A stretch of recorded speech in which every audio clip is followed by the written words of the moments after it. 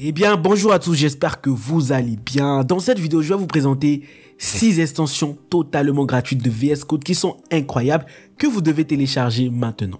Alors pourquoi je dis ça? Elles vous feront gagner du temps et faciliteront vos processus de développement. Et sachez qu'à chaque fois, je vais vous expliquer leur utilité, comment les installer et comment les utiliser. On y va. Alors la première extension, c'est Live Server. Alors normalement, tout développeur web qui se respecte là. Alors si vous ne l'avez pas, vous méritez une fessée. Non, je rigole. Bon bref, pour ceux qui ne savent pas, c'est une extension qui va vous permettre de voir instantanément les changements que vous allez apporter dans votre code en temps réel. Vous voyez, sans avoir à recharger manuellement la page. Parce que franchement, c'est une perte de temps de tout le temps rafraîchir la page. Et donc, au lieu de devoir actualiser votre navigateur chaque fois que vous apportez une modification à votre code, un serveur en direct, c'est-à-dire Live Server, le fera automatiquement pour vous. Alors, comment l'installer? C'est très simple. Vous avez juste à vous rendre dans VS Code, évidemment, et vous allez dans la section Extensions.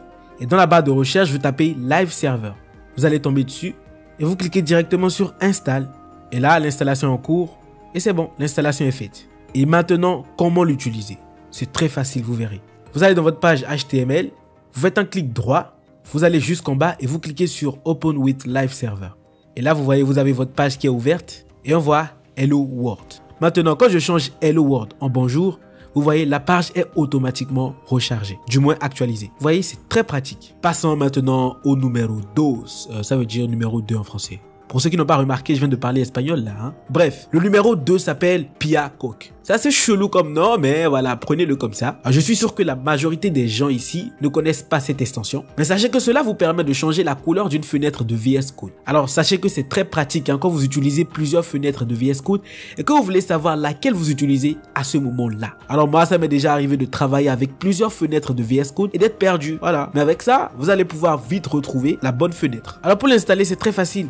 Vous allez dans l'extension, vous tapez Piacoque et là vous allez tomber sur cette extension, voilà, et je clique sur Install. Voilà, l'installation est faite. Et maintenant, comment l'utiliser? Ça c'est une bonne question, je vais vous montrer comment faire. Alors avant cela, je reviens dans mon fichier HTML et cliquez sur la touche F1 de votre clavier. Vous aurez cet affichage là et vous allez taper Piacoque. Voilà, ça va vous faire plusieurs suggestions et moi celle que je veux c'est Change to Favorite Color. Quand vous cliquez dessus, vous avez plusieurs couleurs prédéfinies. Nous avons par exemple l'Angular Red, voilà, qui change la couleur de la fenêtre en rouge. Vous avez le bleu ici. Voilà, vous avez même le violet. Maintenant, si les couleurs prédéfinies ne vous intéressent pas, sachez que vous avez la possibilité d'entrer vos propres couleurs. Pour ça, vous faites Enter a Color. Et là, vous entrez la couleur que vous voulez. Moi, je vais entrer la couleur blanche, dièse FFF. Et vous voyez, la fenêtre a changé de couleur. Maintenant, là, vous voyez deux instances de VS Code, c'est-à-dire deux fenêtres de VS Code.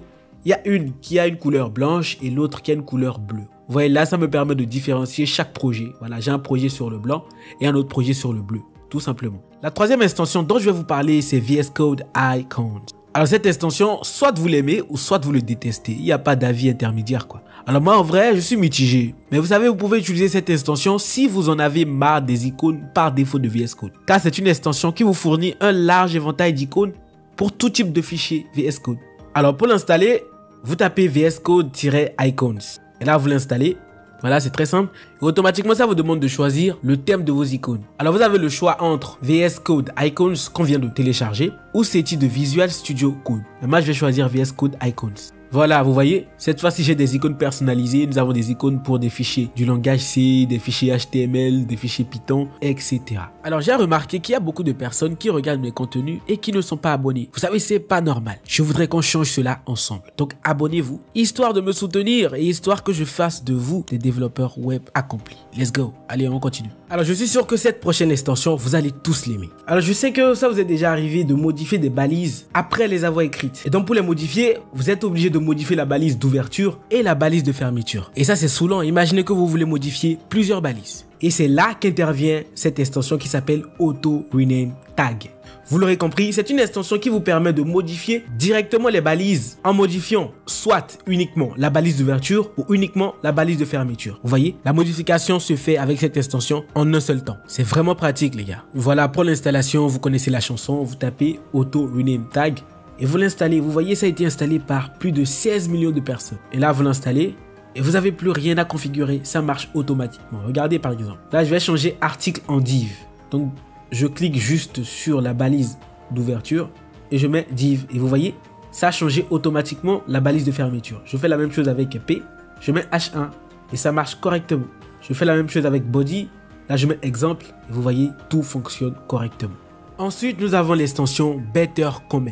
Alors, cette extension est faite pour les plus méticuleux d'entre vous. Elle permet en quelque sorte d'améliorer la clarté de vos commentaires en les catégorisant en to-do, c'est-à-dire à faire, en highlight, en fix me, c'est-à-dire à corriger, etc. Cela permet de faciliter la communication au sein de votre équipe. Alors, ça peut vous sembler flou l'utilité de cette extension, mais je l'installe et je vous montre comment ça marche. Donc, vous tapez Better Comment, vous l'installez et vous voyez, il y a différents commentaires qui ont changé de couleur. Vous voyez par exemple quand vous êtes dans votre fichier JavaScript et que vous faites / avec un point d'exclamation à côté, ça vous met ce commentaire là en rouge. Et là vous voyez par exemple j'ai mis attention les données sont nulles, veuillez vérifier. Et ensuite vous voyez le deuxième commentaire qui est en orange, to do, ajoutez le code nécessaire ici. Alors cela permet de fixer des trucs à faire. Nous avons une différence entre le commentaire qui a été fait en haut et celui qui a été fait en bas. Et même nous avons un troisième commentaire qui est en bleu. Et ce commentaire-là va nous permettre juste après de nous rappeler de réviser cette fonction pour améliorer sa performance. En gros, ça permet, cette extension, de catégoriser vos commentaires. Et maintenant, c'est le moment de vous parler de mon top 1 des extensions de VS Code. Et je vais vous dire pourquoi cette extension, je l'aime trop. Déjà, je vais vous dire de quelle extension il s'agit. Il s'agit de l'extension Typewriter.